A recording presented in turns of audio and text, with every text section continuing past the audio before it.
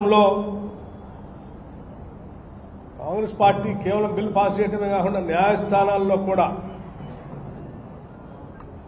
ఇటు హైకోర్టులో అటు సుప్రీంకోర్టులో కూడా మీకు సంబంధించినటువంటి వాళ్ళు ఎవరో సుప్రీంకోర్టు పోతే ప్రత్యేకంగా సుప్రీంకోర్టుకి వెళ్ళి దేశంలోనే అత్యున్నతమైనటువంటి అనుభవం కలిగినటువంటి అభిషేక్ సింఘ్వి గారు లాంటి వాళ్ళని కర్ణాటక నుంచి ఉన్నటువంటి సీనియర్ అడ్వకేట్ జనరల్ గా ఓబీసీల పైన పెద్ద ఎత్తున అనేక దశాబ్దాలుగా పనిచేస్తున్న రవివర్మ గారు లాంటి వాళ్ళని డిఎన్ రావు గారు లాంటి వాళ్ళని అందరినీ కూడా ఎంగేజ్ చేసి పెద్ద ఎత్తున హైకోర్టులో సుప్రీంకోర్టులో కాంగ్రెస్ పార్టీ ప్రభుత్వం కొట్లాడినటువంటి విషయం కూడా తెలిసింది. అయినప్పటికీ కూడా కేవలం కేంద్ర ప్రభుత్వం రాష్ట్ర ప్రభుత్వం పంపించినటువంటి బిల్లుని మీరు పార్లమెంట్లో పెట్టిన 9 షెడ్యూల్ పెట్టకపోవడం వల్ల లేకపోతే మీరు పంపించిన బిల్లుని రాష్ట్రపతి దాని దగ్గర నుంచి క్లియర్ చేసి పంపించకపోవడం వల్ల ఈరోజు రాష్ట్రంలో ఓబీసీలకి 42% రిజర్వేషన్ కష్టం అని చెప్పి సుప్రీంకోర్టు చెప్పే పరిస్థితికి భారతీయ జనతా పార్టీ తీసుకొచ్చింది.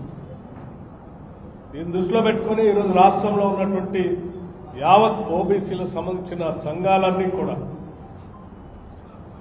ఈరోజు రేపొద్దున బంద్కి పిలిపించింది.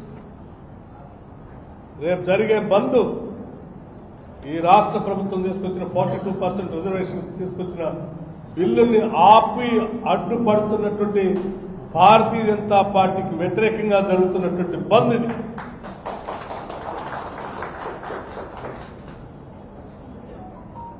ఈ భారతీయ జనతా పార్టీ కేంద్ర ప్రభుత్వం మోడీ గారి నాయకత్వంలో బిల్లుకు అడ్డుపడి ఈ రాష్ట్రంలో ఉన్నటువంటి ఓబీసీలకు ఆగవాగం చేస్తున్నటువంటి ఈ పరిస్థితుల్లో వాళ్ళకి వ్యతిరేకంగా ఉన్నటువంటి బీజేపీ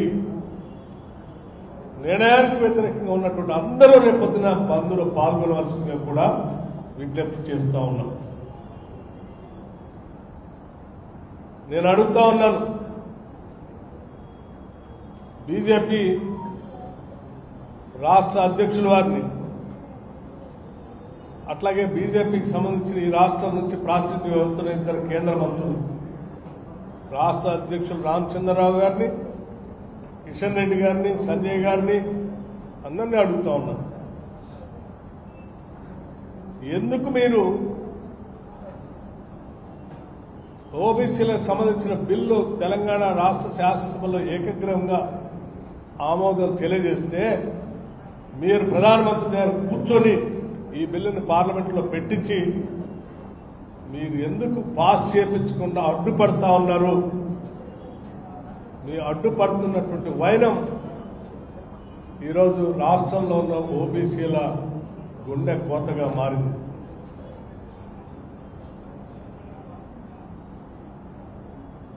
మీరు అడుగుతా ఉన్నారు ముఖ్యమంత్రి గారిని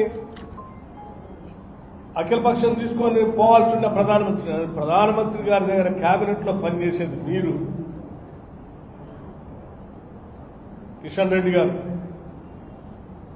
ప్రధానమంత్రి గారు పార్టీకి సంబంధించిన పార్టీకి అధ్యక్షులుగా ఉన్నది రామచంద్రరావు గారు. నేను అడుగుతా ఉన్నాను, మేము అడుగుతా ఉన్నాం, మీరు లీడ్ చేయండి. ముఖ్యమంత్రి గారు కూడా అఖిలపక్ష సమావేశానికి మీరు ప్రధానమంత్రితో టైం తీసుకొని పార్లమెంట్లో బిల్లు పెట్టించి దాన్ని క్లియర్ చేసి మేము పంపించిన బిల్లును క్లియర్ చేసి వెంటనే 42% రిజర్వేషన్ ని స్థానిక సంస్థలు అమలు చేయడానికి ఉపయోగపడేటట్టుగా మీరు అఖిలపక్షాన్ని తీసుకొని పోతా అంటే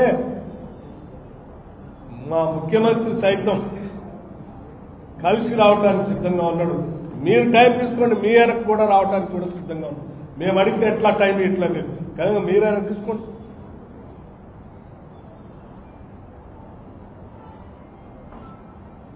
ఇంకా ఇవి చేయకపోగా అడ్డుపడుతూ ఈ చట్టాన్ని అమలు చేసే ప్రక్రియకి కావాల్సిన విధంగా అన్ని రకాలుగా అడ్డుపడుతూ మళ్ళీ అడ్డగోలుగా ఈ రాష్ట్రంలో మాట్లాడుతూ ఉన్నారు. బీసీలు ఏమీ అంత అమాయకులు కాదు. ఈ సమాజంలో సామాజిక న్యాయం జరగాలని బీసీలకు కూడా